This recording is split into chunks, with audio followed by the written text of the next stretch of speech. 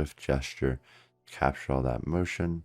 And then we'll move on to the more technical things like, or I guess advanced things like drawing in body parts that look more like body parts and so on and so forth. So as you can see here, I'm kind of just laying out the gesture, getting in some leg shapes, not super duper accurate, but it works for now. So as we continue on here, I've kind of just mapped out the background and put in a general idea of what I want the background to be, but keep in mind at this stage, nothing is for sure, and things can always change just on a whim based off a new idea or something that I find doesn't work in this particular drawing or anything along those kind of lines. So as we move forward here, I kind of just gonna refine the sketch and then see how it looks. You do see I pull in a different reference. I pulled this reference, or this portrait reference in for the head because the initial reference I used, it was just kind of a side angle, and I wanted to capture a more of a 3/4 angle. So I grabbed a different portrait reference and then did that. By the way, don't feel like locked into a certain reference. You can always just use a different reference for the head or the arm or whatever it may be, as long as it still feels like it could be as long as it makes sense in that pose, then you should be okay. There's certain parts that I did kind of cut out of the video or I just didn't like, or I felt that were a little bit boring, but I will keep those in next time if you guys say that you'd like to see that kind of initial sketch process. I guess I just found it a little bit boring, but as we continue forth here, you can see that I'm kind of just trying to get the details of my character right. So this is my original character name, Irina, and just getting everything looking good, getting it all in perspective and all that kind of stuff. And then I'm moving on.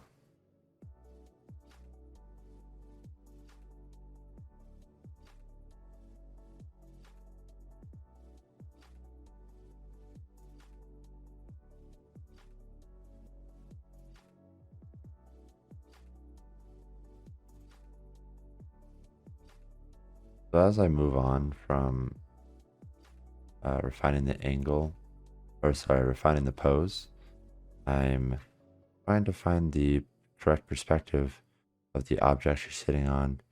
Also adding in some headphones because I just thought it'd be kind of fun idea, but you will see in the end I did not end up keeping the headphones. Maybe I should have, maybe it would have been cooler, I don't know, but did end up getting rid of the headphones. Not really sure why, but I did remove them. So yeah, I'm kind of just trying to get the perspective right. Perspective can be tough sometimes. I think I probably should have mapped out the perspective a little bit better for the object she's sitting on, and then would have had maybe a little bit of an easier time doing this, but it's all good because we get there eventually, and that's what counts. In any case, I kind of use some perspective.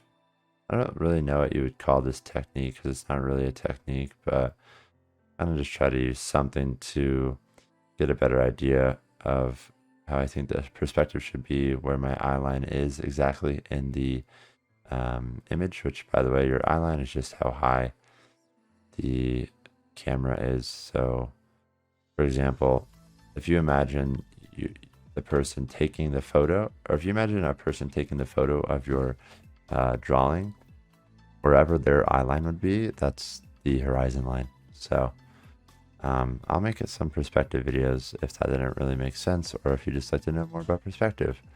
I'd like to think that I know a little bit about perspective that I could teach to the world, you know? So if you guys would like that, we can definitely do that.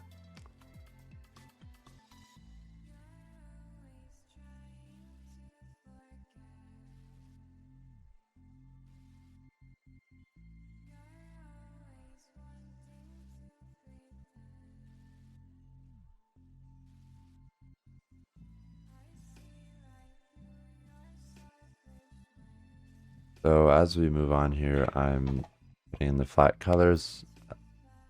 As I continue to post more videos, you might see that I approach coloring in many different ways. Sometimes I kind of start off in shadow. Sometimes I start off with light, work light to dark, sometimes dark to light. With digital, you can work dark to light because, everything is infinitely malleable. Or sometimes I just start with blocking in kind of a um, neutral value, flat colors, and then apply rendering on top. I usually do that more often when I'm doing an illustration that requires a little bit more precise layering and uh, things like that, so I can just kind of build everything up together accurately. Adding on a few more details here to my character that I kind of missed, which by the way, you do see me here using the selection tool to fill in some edges. I would recommend, I've kind of started to notice this myself when I have a little bit of a lower res document, that the edges get very pixelated when I use just the selection tool and then fill it in with a paintbrush. So fill in your objects, guys. Just paint them. Don't use the selection tool because you'll get better edges, and edges are cool. You can get some interesting edges, and that can play into the painting and all that kind of stuff.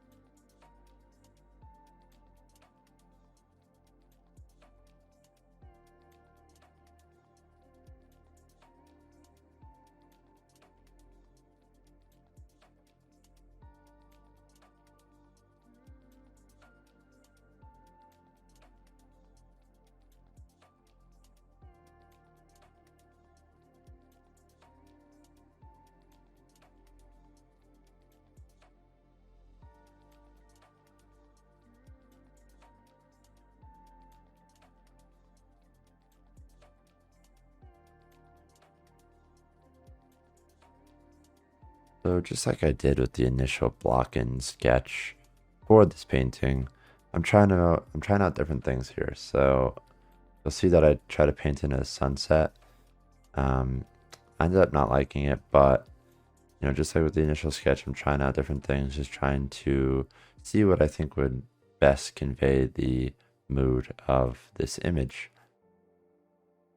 I thought maybe a sunset would kind of complement the pose well and kind of emphasize the story a little bit, but I did also eventually try a little blue sky with some clouds, but I thought that might not really make sense with the kind of design of her character and the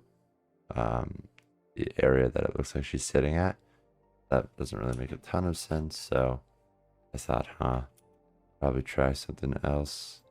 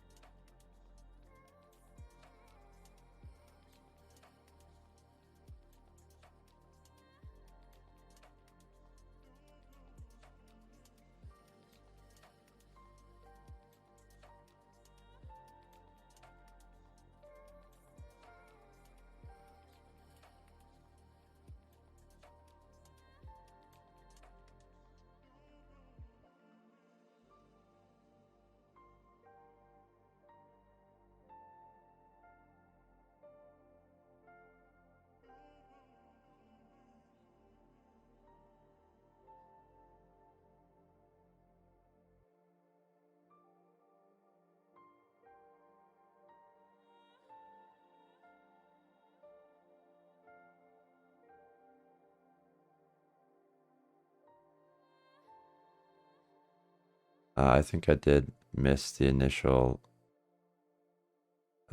block in part of the final ideation of the painting. Um, so apologies about that. I think I forgot to record it, but I ended up finding a color composition that I liked, and it ended up being kind of like this cyberpunky, which it does make sense for it to be cyberpunk after all her world is very cyberpunk. It ended up being this kind of like red light city behind.